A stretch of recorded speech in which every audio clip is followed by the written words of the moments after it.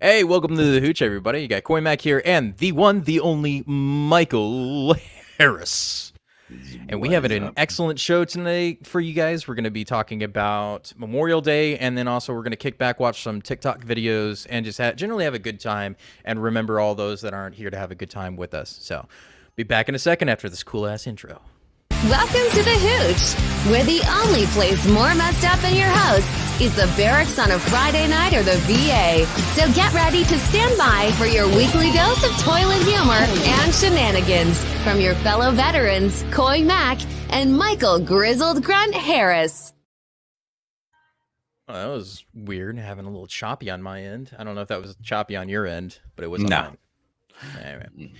But yeah, welcome to the show, guys. It is Memorial Day tomorrow. Everybody's enjoying their 3-day weekend. At least I hope you are. I know we did. We went to go do graduation photos for my youngest, who just did his kindergarten thing. So I took pictures of him. And then we went to the pool today. Michael, what have you been doing for your Memorial Day weekend so far? Oh man. Well, I'm in school, so I did some cooking yesterday. Finished up some assignments. Today I did another podcast before this one, and then I have this podcast. So, yeah, I'm just chilling, man. Enjoying the weather, checking on my plants because my plants are growing. So, my babies. I mean, Plants? What kind of plants are you growing? a lot of vegetables, cilantro. I had some kale, I had some garlic, and some parsley. And I play music for my plants. Do you not have any potatoes going? You should be having potatoes going. Well, I don't have a place to put potatoes, man. If I put that in my backyard, I tell you, my wife actually shared this with me recently. It was a really cool hack. What you can do is you don't actually have to dig your yard up in order to plant potatoes. You can actually use hay and put them in there. It's a really cool method of doing it. It's really. So you just put them in there, a little bit of the dirt, and then it keeps the weeds down too. And then by the time like all that stuff grows, you have potatoes, like lots and lots of potatoes. Yeah, I have lots of freaking rabbits, man. Like they'll come and eat all that stuff up. So you got to be. I planted some blueberries just in my front garden. Just threw them out there. I was like, let's see what happens. Then I come back out, man. There was a hole where the rabbits dug them up and ate them. I'm like, you little bastards. They will always do that. I rabbits are the worst when it comes to gardens, for sure. But before we get started more into that, I wanted to give a little brief overview of what Memorial Day is supposed to be about. Is remembering those that aren't here and remembering the people that you served with, and then those that and family members that you've lost, and remembrance of their service. The Memorial Day actually was originally known as Decoration Day, and it is a federal holiday in the United States for honoring and mourning the U.S. military personnel who died in serving in the United States forces. This is kind of a summary of what most people know. It was originally started after the Civil War, really, 1868. in 1868. Mm-hmm. We're honoring those that died in service of the Civil War and the Union, and keeping the nation together. And it's tough, man.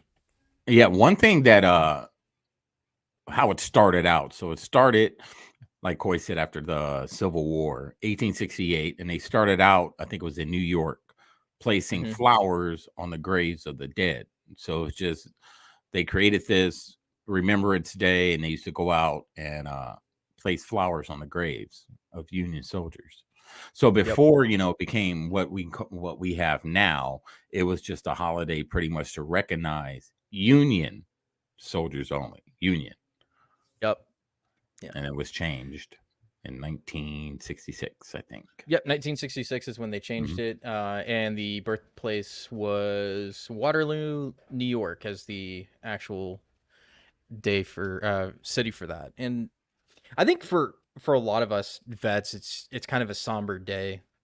Thinking about a lot of people that aren't here anymore, like especially my deployment, when we had 20 guys that didn't make it back home, but we also had a lot of casualties there, to the point that we actually had to have combat replacements sent in from to but not relieve, but just fill up ranks in our unit.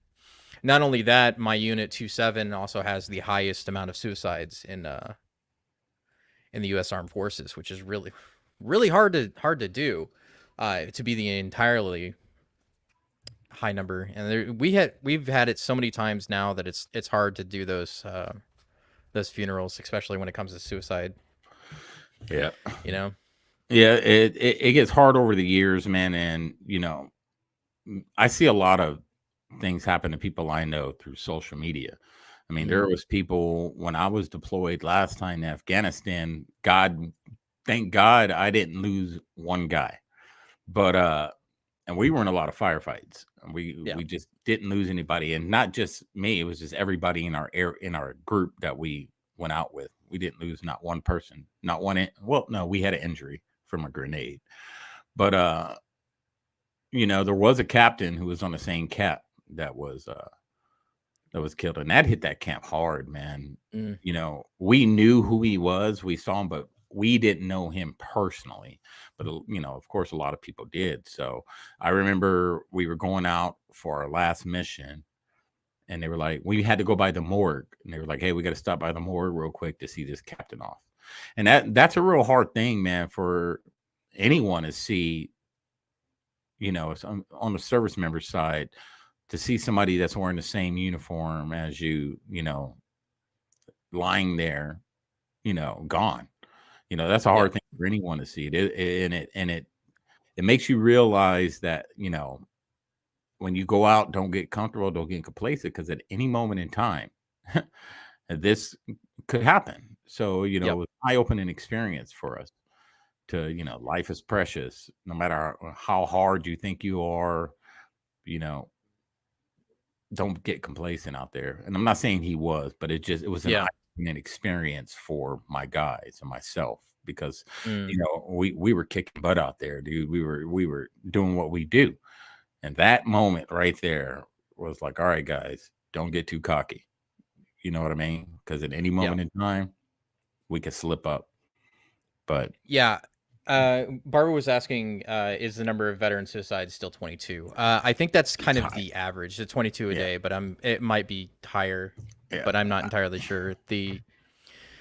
It's hard to get numbers on that. I mean, how many actually get reported, what the actual cause of death was, that sort of thing. So I don't know. Yeah, that's just a number, right? No one knows the true number. And this has been talked about within veteran circles for a long time. We've always said, 22. Is it just 22 a day? There's more or less. That's my belief. But we'll never know the real number unless we dig deep. Within the Veteran Administration, which they track a lot of that stuff because of benefits and everything else, so they know. So that's a question that we can figure out for you. The truth. Man, one of the worst experiences I had was after our deployment. One of the guys that I wasn't close with him, but I was acquaintances with him, say hi, sat around the smoke pit a few times. He killed himself, and I had, as one of the S3 guys, I had to go in there and I had to help clean out the room. And that's an awful experience. I don't know if you've ever had to experience that before, cleaning out somebody's room after they killed themselves. I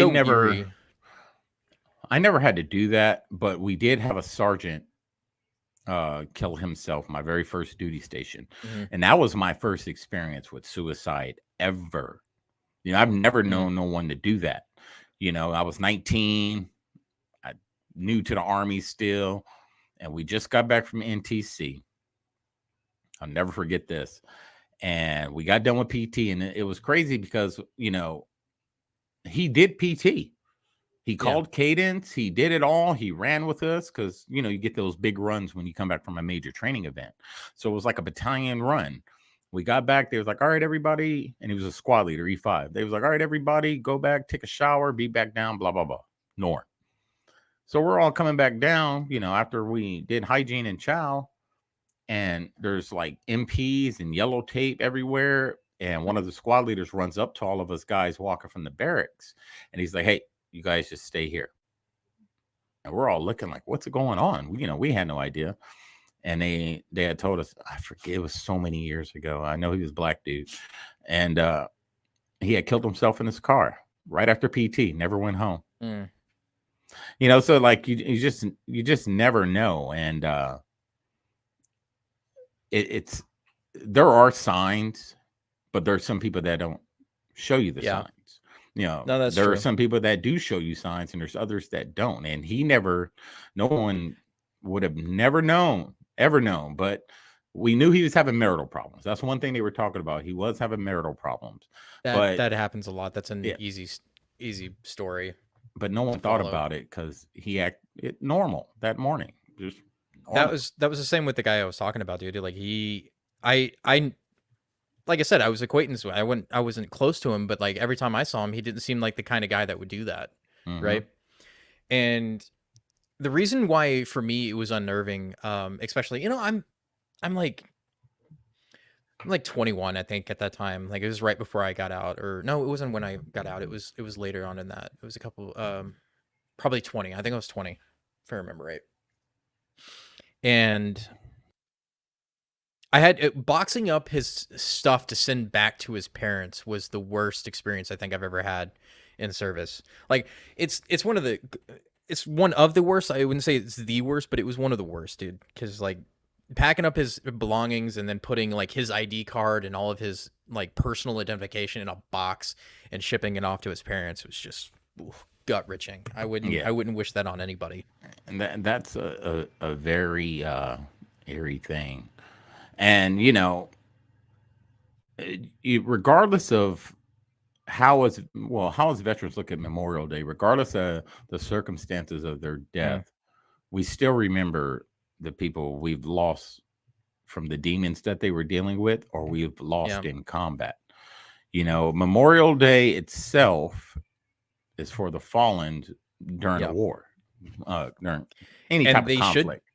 They should count suicides that are related to combat experience, especially PTSD. Like they always say that the numbers for the Afghanistan and Iraq fight was like less than 10,000, right? We're talking about, they're saying the overall casualty numbers are less than 10,000. But if you add on suicides alone, it goes way up. But that's one of the reasons why they don't count it. It's like, we were successful in this 20-year war because we only lost like 6,000, military personnel. And it's like, that's not true. You have to look at all of the lives that were lost due to suicide as well. You can't say that it was only this like X amount of people, because it wasn't, because they still lost in that conflict. They still got lost in the desert, and they never made it back home, regardless of how you look at that. And sad. At the end of the day, everyone recognizes Memorial Day in their own way, shape, or form. Yeah. Some people mourn, some people celebrate their life, some people don't even celebrate it. Probably and there's reasons why they don't. We can't knock anybody for not recognizing it. Because there's probably reasons they don't recognize it. A lot of them don't want to bring those memories back, so they kind of just, that term, rest in peace. They let them rest in peace, and it is what it is. And there's others that mourn. There's others that celebrate their life. Me, I'm more of a celebrate life type of person. I remember them for our times together, not after the fact. I remember this time, we did this or we did this. That's how, I want to remember that about them, because they're always going to be alive, in memories, always, always. So. And that's what the holiday is supposed to be about. I think like we've kind of gone away from that, because it's like, here, have our Memorial Day like holiday sale and all this other things. Are like, go to the beach, go to the thing. And it's like, you should enjoy your life, but you need to remember why the holiday exists to begin with. Especially when the wars have already come to an end, especially Iraq and Afghanistan. It's like remembering like, what was it all for? Kind of situations. Like when we look in the past of that, is like, what did they pass for because of this? And that's something that we have to be very remembrance of. We shouldn't forget the reasons why they're gone, is because we were lied to. At the end of the day, we were lied to, and we should be wary of war hawks getting us into war. Yep. And just always remember, man, like the real heroes, the true heroes, are the ones that didn't return. Guys like Coy and I'm no hero. I can say that for myself. I'm no hero. I'm just a guy who went out there, did his job, did what I was supposed to do, and came back with myself and my guys. The guys that lost their lives over there. Those are the true heroes, you know. Yeah. So always remember that. And they went over there knowing that there was a possibility that they may not come back. You know, you got to be very resilient to Yep. know going to a situation like that, knowing that there's a possibility that you won't come back. So, you know, much respect, much love to those guys and everyone that served. But, you know, for this day and every day in my life is the guys who gave the ultimate sacrifice. Yeah. That's how we should remember them. You know, keep living for the guys that aren't here and the gals that aren't here, you know, for whoever's not here, especially because one of the things that sucks about this, that like this Memorial Day when I think about it, is the fact that the 13 Marines that died at the pullout of Afghanistan and how terrible that was. It's like there, of all the things that could happen at the end of a war, like not making it back after it's already over is the worst to me. All right. And that's a good, you know. Yeah. Hold on. That is very true. Barbara said that. In today's society, Yep. most civilians don't know the reason for it. They decorate graves of their family members. Yeah. Yeah, and people's just got to know the difference, you know. You know, you can do, like I said, celebrate how you want to celebrate. But just understand there is a reason for today, and there's a reason for Veterans Day, and there's a reason for Armed Forces Day.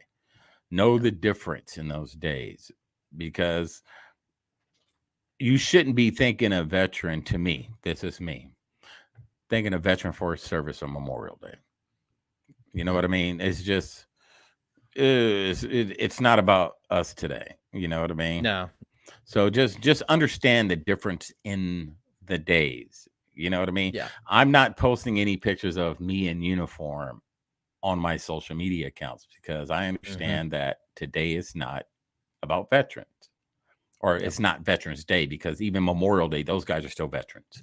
But just please know the difference, and you know, understand when you approach a veteran, know what holiday that you're talking about.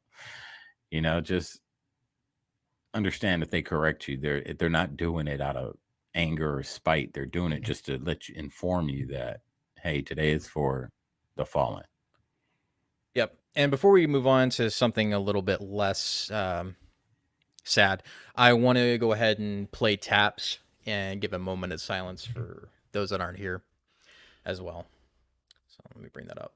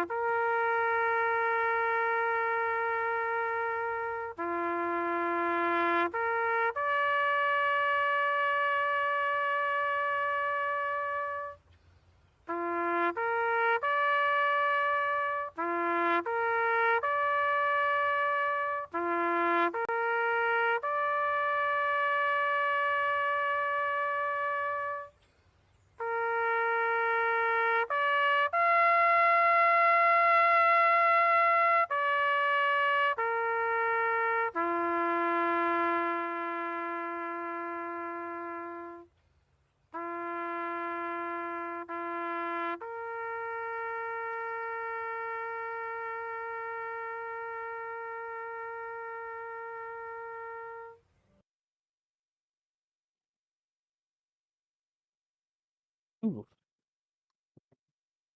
You know, that is a very somber sound. You know, those of us that have been to any military funeral, I don't care if you knew the person, if you don't know the person.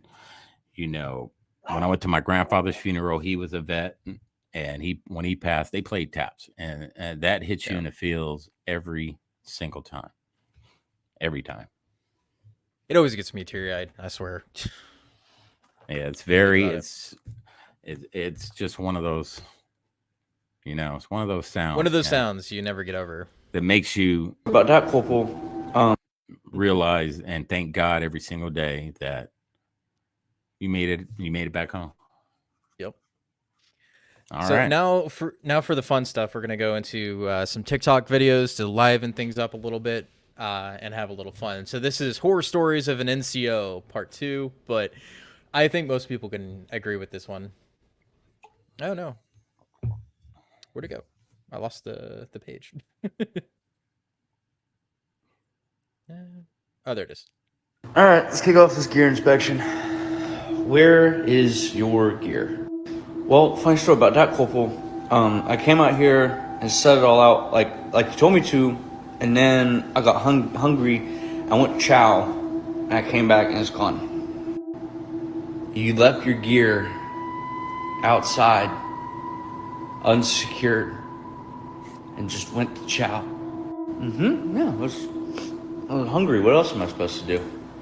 We deploy in a week. And you don't have any gear. Well, can I just go to a big fancy building where I got all the stuff originally and just get more? I'm sure they got more there. I'm gonna throw up. You okay, Corporal? You want me to go get Doc? Well, I've been there. I've seen that. Oh my god, man. That is the worst. I mean, I've lost gear before, but I've not lost all of my gear. Like, for those of you who don't know, when you get your gear, you have to sign for that, and anything that you lose is ultimately your responsibility to pay for after they give it to you. Because when you're at the end of your service, you have to give it back, or else you have to pay All of them. it. You know, Yeah. the thing You're with that, renting. man, whenever a soldier would come to me and say, "Hey, Sergeant, I lost this, that," or we do layouts and they don't have all their Yeah. equipment, I would give them a grace period. All right, you have so many days to find these items. On that day that I gave them, they don't have it, they're paying for it. I don't ask no Yep. questions. It's signed right here.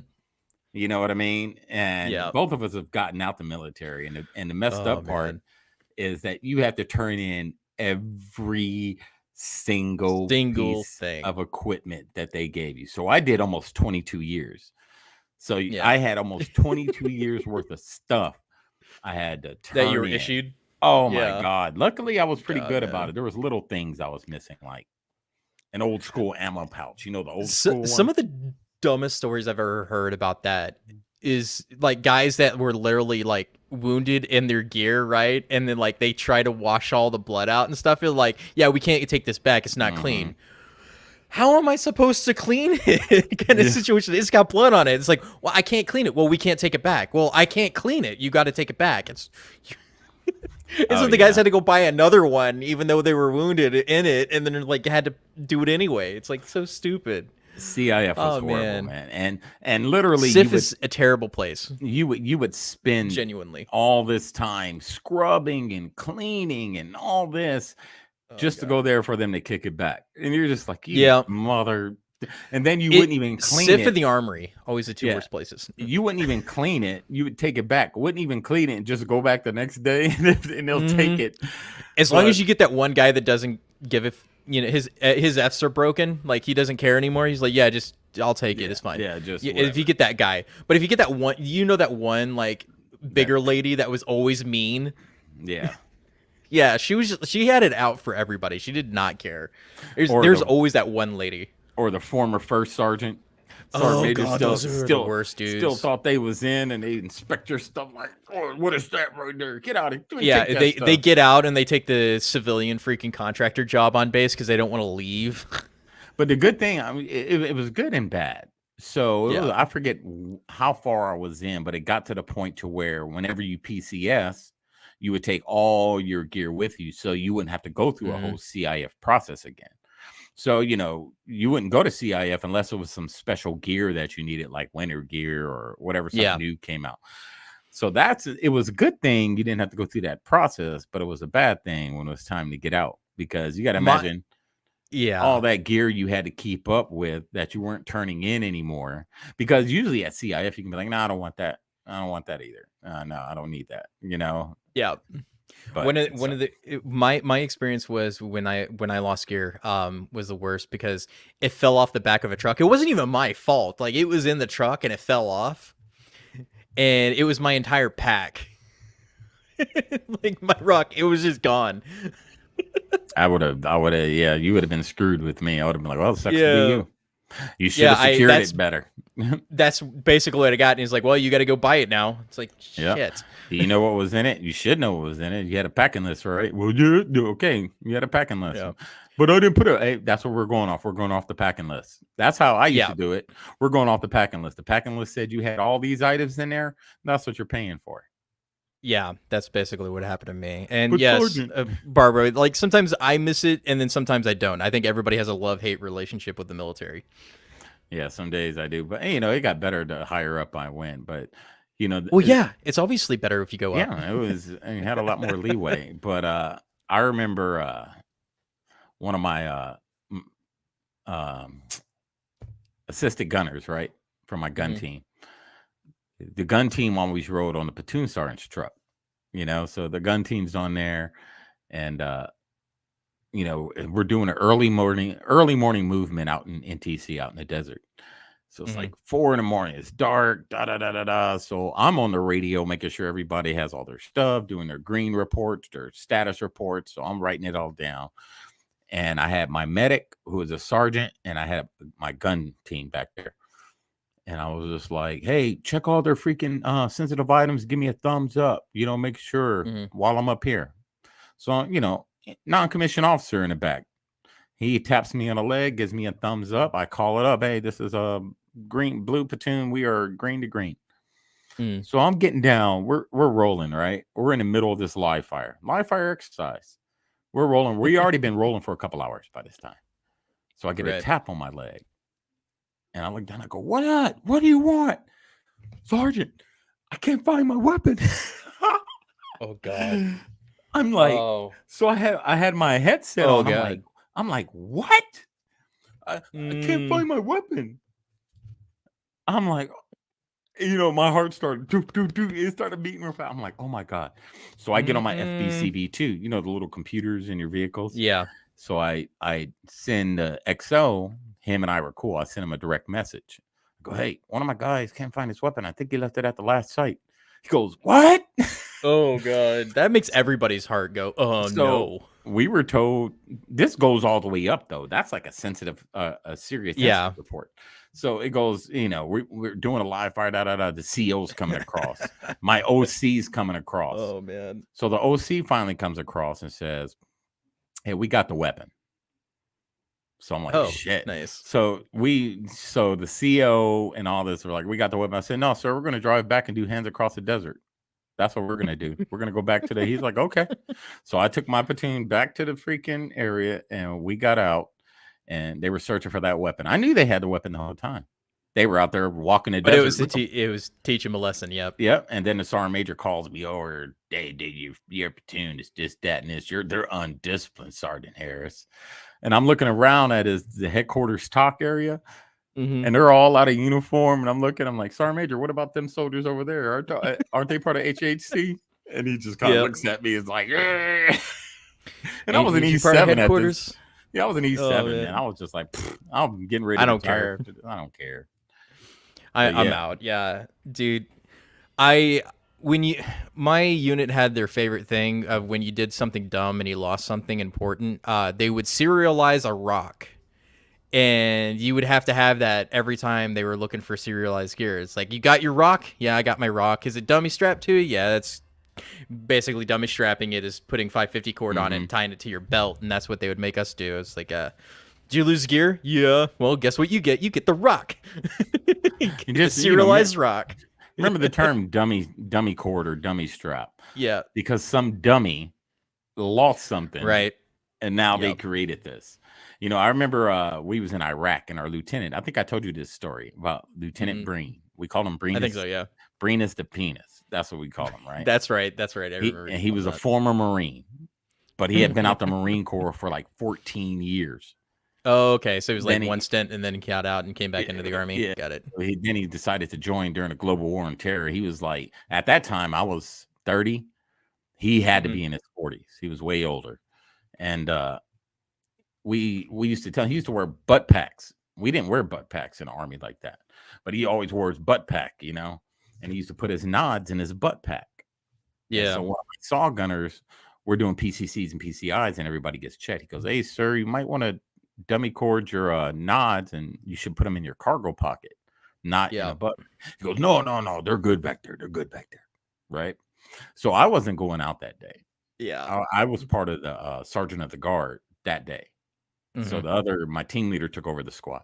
So next thing you know, I get done with sergeant of guard. I'm in my room sleep. First sergeant knocks on the door, or platoon sergeant knocks on the door, because I was a squad leader. Platoon sergeant knocks on the door. He goes, hey H, get the rest of the fleet together. We have to go out the sector. I'm like, for what? He goes, Lieutenant lost his nods. I'm like, what? I'm like, what? So we get on the ground, right? And at this time, we're doing a right seat ride with the incoming company commander. It's a right seat ride. And I get off the vehicle with the rest of the platoon. Company commander calls me over there. He goes, hey, Sergeant Harris, here's some flyers. I need you to freaking just start going door to door, offering them a reward. So my lieutenant is sitting in the back of a Matt V, right? Sitting there like a child in timeout. He has his headsets on, and we're talking over the radio. We're giving, checkpoint updates because we decided to do that. And you hear my lieutenant come over the radio. Hey, Blue, I think I was Blue 5. Blue 5, make sure you go and check this Mohala. Company commander, break. A Blue 6, you're only to receive, not transmit. Out. We don't trust you with anything now. I'm like, man, dude, we was out there walking for hours, and then the next day we had election coverage. Man. So imagine a whole company. We have to cover the elections by protecting the voting. You haven't been to Iraq, but you had to go and guard like the voting areas to keep suicide bombers. So we're out there, and the night before, we're walking through Mohalas looking for a pair of nods all night, and then all day we're out there, guarding election sites. It was, that dude was fired immediately. I went through 2 lieutenants that deployment, both fired. Oh. Yeah, I can imagine, because they were incompetent. Like, come on, dude. Like, especially on a deployment, it's one thing if you lose it on a training exercise, but if you lose it in deployment, like that is the worst that is going to happen to you, man. Like, for sure. That's a big no-no in the infantry, man. That's frowned upon. Oh yeah, absolutely. There's this really awesome video I wanted to share with everybody. With this, I think it's an emu. Yeah, I think it was an emu. That's what it was. That is having a lot of fun messing with the toner every time she tries to record. We are the same type of cow. This is Emmanuel, do not do it. Emmanuel, don't do it. Emmanuel, don't do it. I want one. I'm trying to educate people right now, okay? Can you just stop? Inches tall. Emmanuel, every time. Emmanuel, don't do it. Emmanuel, don't do it. Emmanuel, don't do it. Emmanuel, don't choose violence today. Please, every day we go through this. Gosh. Okay, so a lot of you from yesterday's video asked about Ferdinand. And this is Ferdinand. Emmanuel, leave it alone. Emmanuel, don't do it. Emmanuel, think about it. Think about it. Make smart choices. Emmanuel.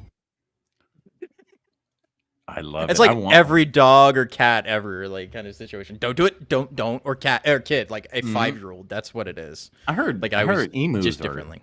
Pretty mean little thing, or big birds. They can be. They get super aggressive. If you see some other people on TikTok growing emus, they'll always like get attacked all the time, so they have to like put their hand up and like, no, stop it. But by the way, emu is a red meat, by the way, and you can eat emu meat, and it's a good replacement for steak because it gives you the same sort of texture without all of the fats involved in it. It's a leaner meat, right? I'm not eating a pet. There are places that sell emu meat if you're really interested, and you can eat them. It is good stuff. Now everybody's like, "Oh, Mike, you're giant omelet." That's all I'm saying. You're trying to be a chef and everything. Could you kill an animal? I was like, no. Yes, absolutely. No. I will cut its head off, and I will pluck it, and I will eat that emu. That's why I couldn't be a farmer. You name all your animals and be like, okay, Betsy, it's your turn today. I grew up on farms, so that's fine with me. No. I couldn't do it, man. It's like a I'd become a vegetarian before I killed pet animals. For real, I couldn't do it. I know. oh, I look at couldn't. Fluffy, he's so delicious. Snap Like the necks. chicken. Come here, Roscoe. It's your turn. Roscoe. Yeah, you could do the snap where you just chop the head. It's fine. Kid comes home. That's This all some good. good chicken, Dad. Oh, that's Roscoe. Dude, the funniest thing growing up on farms is always like the chicken. Like you know how like you always wanna have that grease one it. cousin that wants to dick around, right? So like they'll do crazy stuff. One of the craziest things I ever saw was like one of my cousins. It was one of my cousins that did it. He had chopped off the head of a chicken and then just like purposely chased it so it would spray blood everywhere on all the other kids. It was really No, somebody agreed with stupid me. fun. Koi, see, I'm not the only one. See, Jessica. I just agreed. grew up in weird places, I guess. Jessica agreed with me. Yeah, she's like, no, I don't want to. I wouldn't want to either. That's But right. yeah, it's true though. It's fun. Okay, the next video I got is a really cool one. It's apparently a Pontiac car that never came out, but it totally makes me want one if they ever put it in production. You guys will definitely enjoy this thing. It is, what was it called? It was a Pontiac Stinger. That's what it's called. A Pontiac Stinger. Indeed. And it looks like the ultimate kind of Memorial Day ride. So check this out. It's hilarious. Colorful is the best 90s way to and all. describe this amazing future car from Pontiac. Packed with modern concepts, wild and wacky pretensions, and maybe more personality than any other car. The Pontiac Stinger. A $2 million design exercise that's worth 10 times that in sheer traffic stopping ability. There's Like, a low-key, I remote want it. keyless entry system, and the fold-down armrest reveals the controls for the electronic memory steering wheel and driver's seat.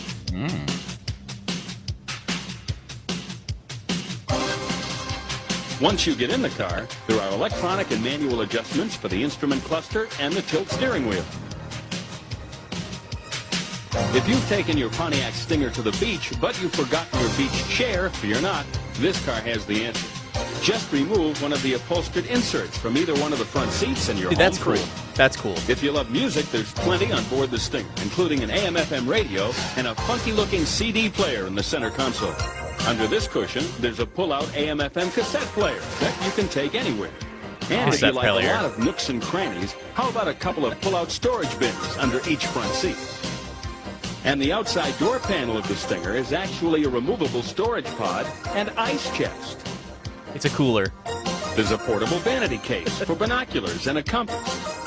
A hidden toolkit, including a trouble light and an air compressor. A flashlight.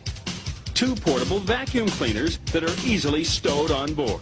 Even a garden hose, bicycle bags, a removable picnic kit, a portable gas stove, and a collapsible picnic table. If you have to spend the night in your Stinger, the seats fold down to accommodate standard-sized sleeping bags. The Stinger. Almost as much a condo as a car. Truly one of the world's most versatile future cars. Yes, I would definitely. Okay, see, buy it. low key, I want that car. Like, I'm sorry, like that looks awesome. The I would door live in comes it. out and it's a cooler. It's a I cooler. would live in it though. I Yeah. would literally live in my car if I had that. See, even Daisy's like, "Yep, I want that too." Yeah, I see, know. I would totally love that car. It'd be awesome. You know, I think I'm going to trade my truck in for one of those Volkswagen buses. You know, the hippie bus. Dude, do you know how much one of those buses go for these days? Like an actual like refurbished one. I was looking up at it the other day. You can get one between $30,000 to $50,000, like completely restored. But like that is a lot of money for one of those. But Man. if you want to on the cheaper side, you have to get a 90s. If we're talking like the original, like I'm talking about 1960s, the OG. 1970s, yeah, those are like 50, 60, or like $30,000 to $50,000. I'm trading my Crazy, truck man. and just, you know, Well, yeah, if you get a truck, you could probably pull it. just but- trade in and, you know, I want one though, because I'm telling you, man, I'm I going to be totally living want that one. hippie life. Exactly, like that. Honestly, like they should have came out with that. I'm sure it would have saved Pontiac before they Oh, yeah. they went under. Is Pontiac still around? No, Oh, crap. That's how much I you didn't know that? No. When did here? I gotta look that up. When did Pontiac actually go under? It was relatively like 5-6 years ago, I think. They used to have a nice car I used to rent in Germany. LeBaron? LeBaron. Was it a LeBaron? I forget. No, I'll have to find it later. Anyway, but yeah, they went under a while back, but it was Oh. pretty good. It's pretty It was- nice. they had a good time. This next one that I've got is really good too. I swear, if you would have told your first sergeant or your sergeant or whatever, whoever was in charge of you, this happened to you, nobody would believe it. Yeah, I would give it a better introduction, but just watching it is much better. I stopped you for your speed right over here. Okay. No ticket turkey.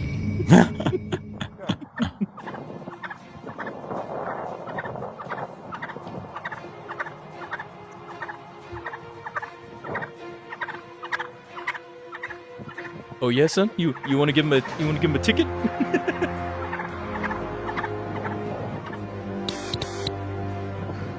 I heard turkeys are mean bastards too. They can be pretty aggressive. Oh, I'm gonna come over there again.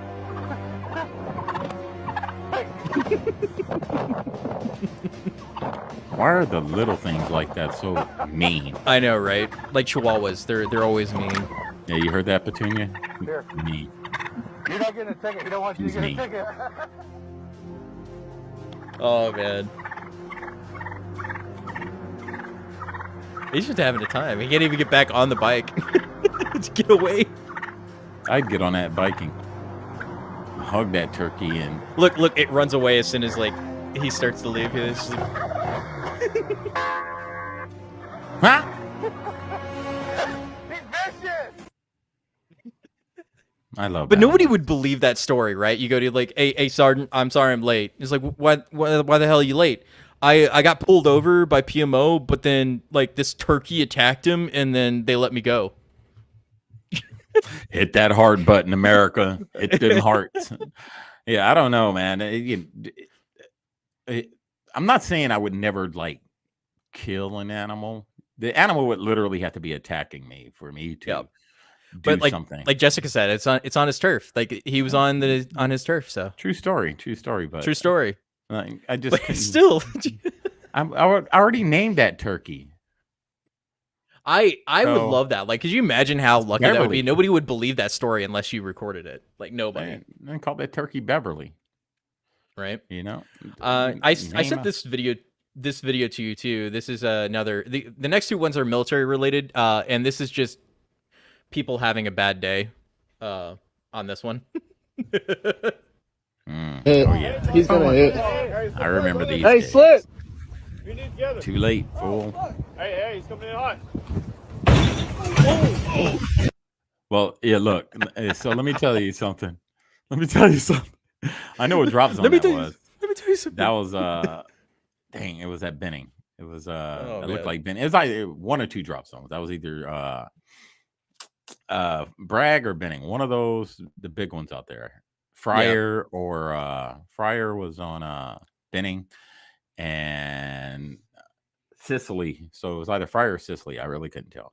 But it was too late to slip for one. He and two, he was probably looking at the horizon and never looked down because in airborne school they're taught do not look at the ground, don't chase the ground, look at the horizon.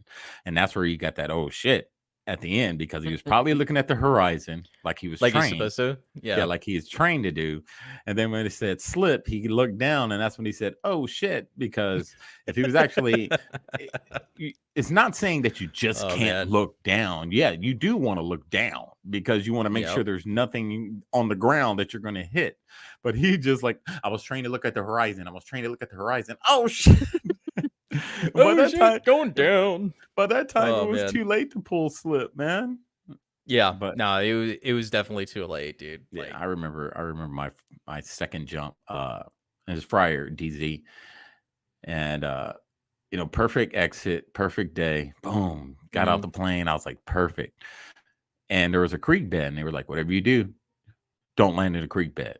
Don't land in a creek bed. And we were doing hot loads that day, so we were doing jumps back to back. Hot load. That means you get off, boom, you go back on with another shoot. So out of all the places I land, and I tried to avoid, I tried to slip away. Guess where I landed? In a creek. right in the creek. Yeah, right in the covered with creek. water. Covered with water. They weren't mad. 'cause Still, I was- that would not be fun, especially if it was like a dry creek bed and you just hit all rock.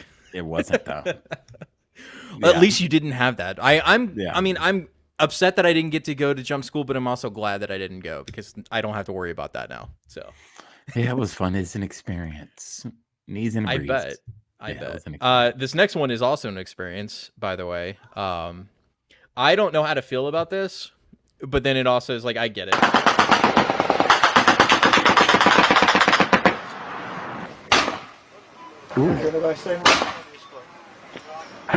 The steaks are fine. That's all that matters. Oh man. Shit, yeah, smells good as a motherfucker, dude. Definitely Afghanistan. Hey, when you're on Grill Doty, you got to stick to the grills, man. You got to stick to the grills. That was beautiful. It definitely is because The I had dude that. on the grill didn't flinch. He was just like, so Yeah, no, he did not flinch at all, and that's kind of an experience we had. We didn't have a firefight, but it was basically they had all the steaks in the refrigerator that we had been given went out, like the compressor went out, so we had to eat all the steaks. So we were just having steaks left and right because we had to eat all the meat before it went bad. It was one of the best days in Afghanistan because we had this really like whoever was on the grill did these most excellent steaks I've ever had in my life, and I still haven't had a better steak than I had in Afghanistan on whoever cooked that. And I wish you well, whoever that was, Yes. at Fob Alamo, where we were at. there were some good steaks out there. In Bakwa, Afghanistan. I'm sorry. You could tell those guys been in a couple firefights. You could tell they've been there a while.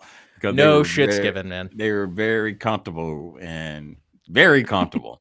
You know, and it's funny because we can laugh at that because we can be like, "Yep, that sounds familiar." I get it. Yep, we've been there, seen that stuff. You know, so I mean, I was never.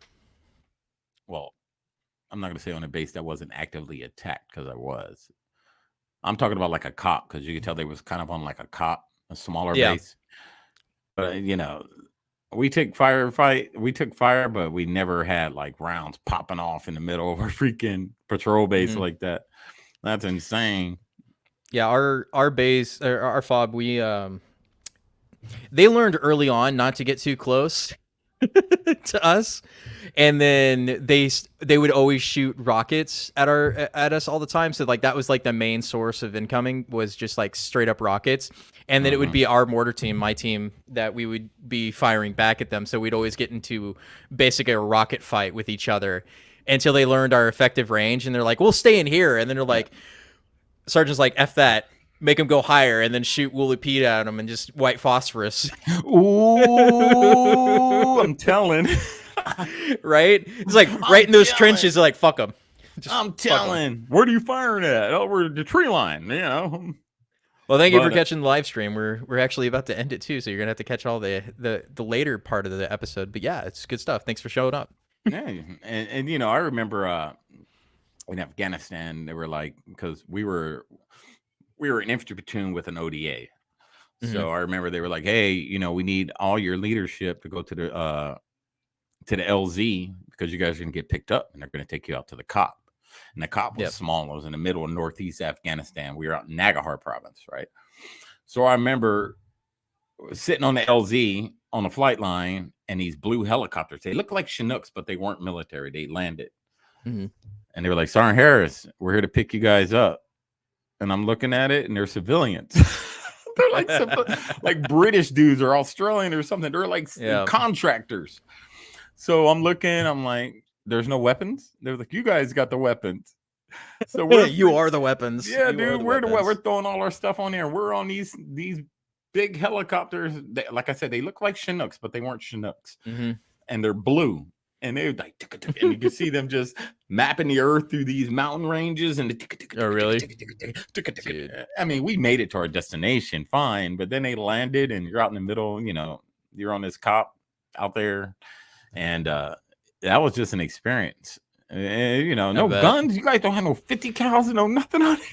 No, we're just transport, my guy. Just transport. That's it. We don't have weapons. We're not allowed to have weapons. And I mean, they had some of the contractors there in Afghanistan are some of the crazy and weird and good people.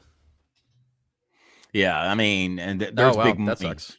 Back at the height of the war, I mean, there was big money. My son served in Germany and Italy during the lockdown and the beginning of COVID. And Yeah, he's probably in Yeah. Vicenza, most likely in Germany. I was in Germany, but I visited Vicenza. But Yeah, but yeah, that would suck being in Europe during COVID though. That's what I was yeah. thinking.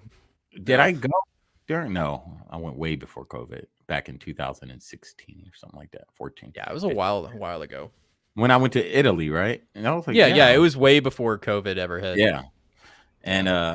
And then another time, I know we got to get ready after the show, get ready to end the show soon. But I remember it was my second deployment. I was in Baghdad, and in that deployment, I was in a talk.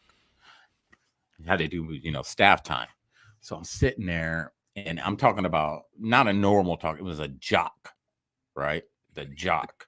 I mean, this thing was like an amphitheater on the inside. It had screens. It looked like straight out the movies, like hundreds of screens. Yeah. I remember we're all sitting in there, and it was like a weekend or something, Sunday. We're all sitting in there, and we're going through our battle stuff, and we're listening to all the radio chatter from just about everybody within the theater. And we're looking at this screen, and there was a drone that was catching these dudes dropping mortars. So the guy that made the decision for drone strikes, he was like, zoom in on that. So the person down there, all the way at the bottom, the little private controls computer, he blows this drone footage up. And it's these freaking, Taliban dudes like dropping mortars actively on our base. So you see the video, like, then you hear it, kaboom, like on the base. Kaboom. And he goes, his exact words, I'll never forget this. He goes, kill them motherfuckers. Just like that. And just like that, shortly after that, you just see this. And just boom. Oh, they're gone. No, they weren't.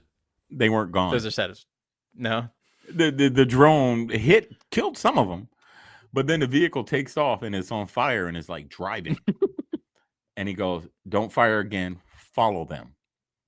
So these guys drove to the little compound. The two get out. They pull out their mortar tube. They kind of like shake each other's hand. And he goes, now kill them. I was like, oh my God. That was insane. Like he was just sitting there real calm. Now kill him. I was just like, now do it. That's a cold dude, man. That's awesome though. But they tried to kill us. Okay. Since you shared that story, I want to do one last story before we head out of here. So one of the best when somebody asks me what the definition of irony is, I tell them the story. It's when an IED maker is traveling down Route 1 in Afghanistan with IED making materials and runs over one of his own IEDs. That is karma and irony wrapped up into two things. You've seen that a lot, man. And I know. The beauty about like drone footage, man, if you're in the right place at the right time, watching the right drone footage, like in Afghanistan, I remember we were sitting in our like little talk, little team room, and we can actually see like whenever SF, when they had drone footage, we're watching it, and they were actually watching these dudes set up an ambush, man. That shit was insane.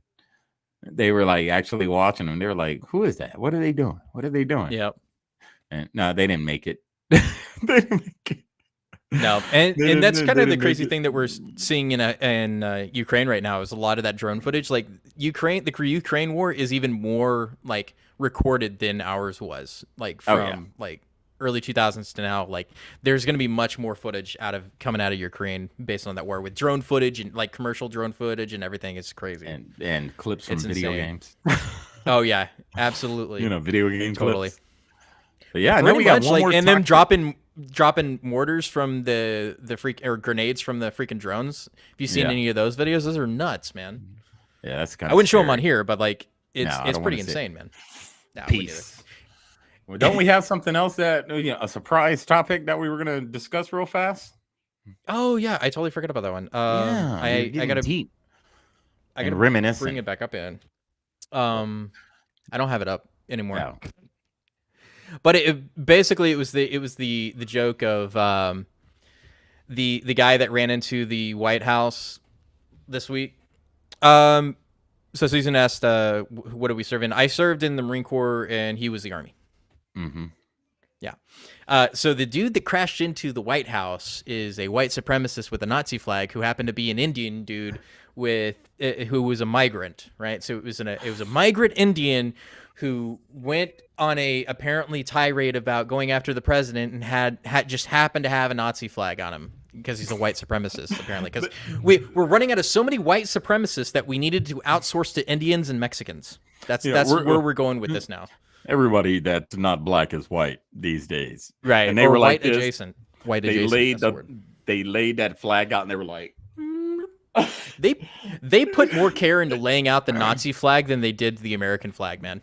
"Yeah, That's you're all I'm not saying. lying." It's like that thing was like perfectly laid out with the right. It was camera legitly angle. laid out straight. was like- I really need to bring that up because it's insane. To They look had at the it. angle perfect to where you could see the swastika. They were just like, "All right, They had to make sure they could see the swastika. Yeah. there you go." Just like, get out of here with this dang George Oh, there you go. Okay, I brought it Orwellian up. 1984 crap. We're not Yeah, 'cause falling you for have- it no more. You have to see the thing, man. Like, because it's legit, like straight up, Look at like that. perfectly square and everything. Like that's what What? he had, perfectly square. Like who does look? All right. We've done vehicle inspections before, right? We've had checkpoints. Have we ever took something out and just laid it in the middle of the road somewhere? No, you throw we that like, shit on the ground. Nobody yeah, cares. You throw Like, it just over throw there. it out. Okay, you got that, log it. You got that, log it. No, they actually, out of all the stuff that was probably in the back of that U-Haul, they found the flag. They were like, "Yep, we're gonna lay this out here. Is this right? Perfect angle. How's the lighting? How's the lighting? Lighting's good. Okay, take the picture." Yep. I'm telling you, man, we're living in an alternate universe. The Matrix, unplugged. I don't know if so General she was asking Milley? me- Yeah, she was asking Is about he- General Milley. I don't know. Is he in China? China. I'm not seeing anything on China. the news at the moment. I'll have to look into it though. Yeah, there's a lot. Yeah, going I don't know. on. I mean, there's a lot. There's so much. I mean, going on. he has had a conversation with Xi about like letting him know if Trump was going to do anything. So that enough should it be the reason he should be let go. But whatever. Yeah, all these buffoons. That's what they were saying that it was in the U-Haul, but at the same time, it's like I think they were just carrying around drop flags and like, is he white? I don't know. It doesn't matter. Throw it down. Just throw the Nazi flag down and just. Yeah, claim it is. I don't trust anything, especially if the mainstream media puts it out, the FBI puts it out, the CIA, any of those 3-letter agencies, or Capitol even- Police. Yeah, Capitol Police. If the mainstream puts it out, I don't trust anything they say. No. If they say it was in a U-Haul, think opposite. It was in the trunk of somebody's freaking car. They probably Or in drive their around. pocket. They probably drive around with it. It's probably one of those Patriot Front dudes. That was like he was working that day. He was like, They were I on got it, a man. flag I got a flag from the rally still. Let me get it out. They were Lay definitely it on out. it, man. Don't trust It- anything. Question everything. The whole thing is stupid, and then them saying it's like white supremacy is multicultural. It's like at that point you've lost the argument, my friend. It doesn't make sense anymore. Yes. it really doesn't. They say people like Jesse Lee Peterson, Marlon, myself, AJ's Rant Room. Who else is a prominent black conservative that I follow? Or just think black conservatives in general. Yeah. We are blackface, pretty much white supremacists, because Yeah. we buy into a white supremacist ideology. And then when you ask them what that ideology is, they can't tell you. They're like, They have no idea. Well, right. it is what it is, and Going to work on time is foreign white it's white supremacy. supremacy. Yeah, that's so stupid. That's That the is so dumbest stupid. thing I ever heard.